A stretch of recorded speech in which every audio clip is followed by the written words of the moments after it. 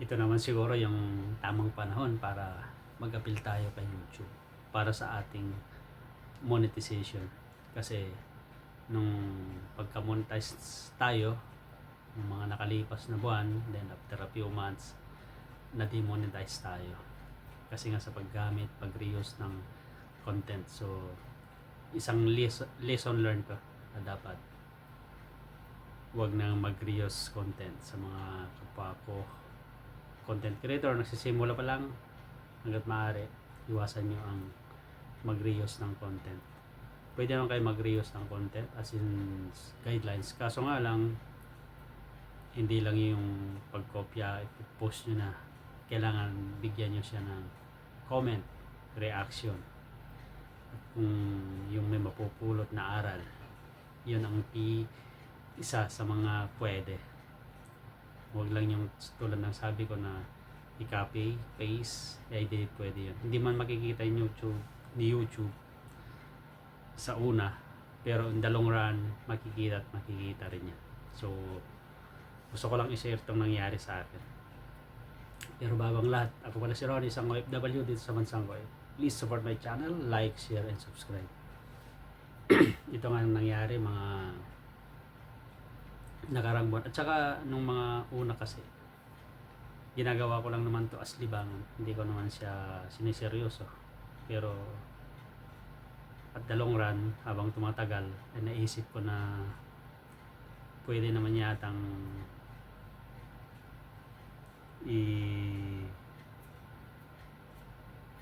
pursigi. Kasi pwede magagamit to pagdating sa Pilipinas pag uwi someday. Dahil dito sa Kuwait is ang hirap magkaroon ng content dito kasi nga nandito tayo sa Muslim country, talagang maigpit, di ka nang pwedeng basta lalabas video. Unlike sa atin, open, paglabas mo marami. So siguro sana nga lang makukuha natin ulit yung monetization ni YouTube, at pag nakuha natin ay siseryosohin na natin. Siguro for the meantime, habang andito tayo sa Kuwait is maintain na lang natin yung mga videos, content natin, kasi nga tulad sabi ko, ang hirap magkaroon ng content dito. So tiyaga na lang natin, at kung sakali man na pagpurgod na tayo, pag uwi sa Pilipinas, ay pwede nating ipagpatuloy doon. Kasi na nung mga pagkalipas ng mga araw, buwan, taon, nasabi ko rin sa sarili ko na sana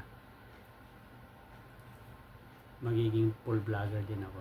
Siguro sa kapapanood ko na rin ng sa mga ibang YouTuber na impluwensya, dahil yan na ang libangan dito, social media, pagkagaling ng trabaho, pag-uwi sa accommodation, pampatanggal ng homesick, ayun, social media ang takbuhan, pampatanggal ng homesick. So sana ay makuha natin. Ngayon ay re-apply ako ulit ng monetization kay YouTube, at sana makuha na natin.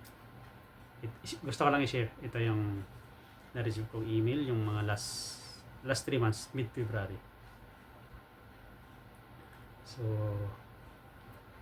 tulad ng sabi ko, sana lang makuha natin ulit, para sa ganon in the future, in someday, pwede naman natin siyang seryosohin na magpo full time vlogger tayo. At sa Pilipinas, marami tayong magiging content.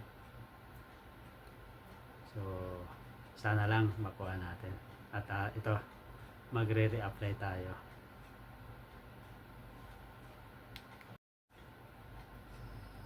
Kaya lesson learned na lang talaga dito para sa akin.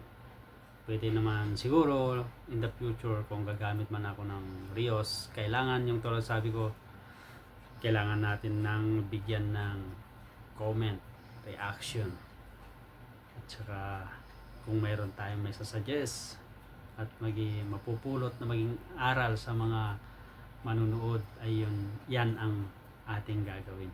So sana lang pag pinagdadasal ko na sana makuha ko ulit yung monetization ni YouTube kasi nanginayang din ako dahil hindi rin basta mag-edit ng ng videos, hindi rin basta-basta kumuha ng videos. Kung minsan mag-iisip ka rin kahit na simpleng bagay pag ng videos is pag-isipan mo rin yan, hindi na lang naman mag-video ka kung ano-ano, di ba? So sana lang makuha natin. At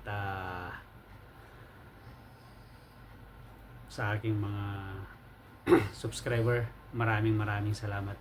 At sana ipagpatuloy niyo akong suportahan. Pa-like, share, and subscribe naman itong mga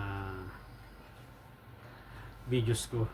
Pero someday, siguro pag umuwi na tayo, mas marami tayong pwedeng, tulad ng sabi ko, pwede nating mai-content doon. Unlike dito, mahirap. Kunti ang mai-content mo dito. So, yun talaga, naging lesson learned na sa akin yun. At saka tulad ng sabi ko, hindi ko naman sineryoso nung una. Pero, in the long run, parang gusto ko na rin seryosohin talaga. Dahil pwede rin tong gawing trabaho pag uwi sa atin. Magiging full-time vlogger tayo. So, sana lang samahan niyo ako. At parang sabi ko, magre-reapply ako. Nagdadasal ako sa Diyos na sana ibigay mo ulit sa akin to. Kay YouTube, maraming salamat. Sana ibigay mo ulit yung monetization para sa akin. So, maraming salamat.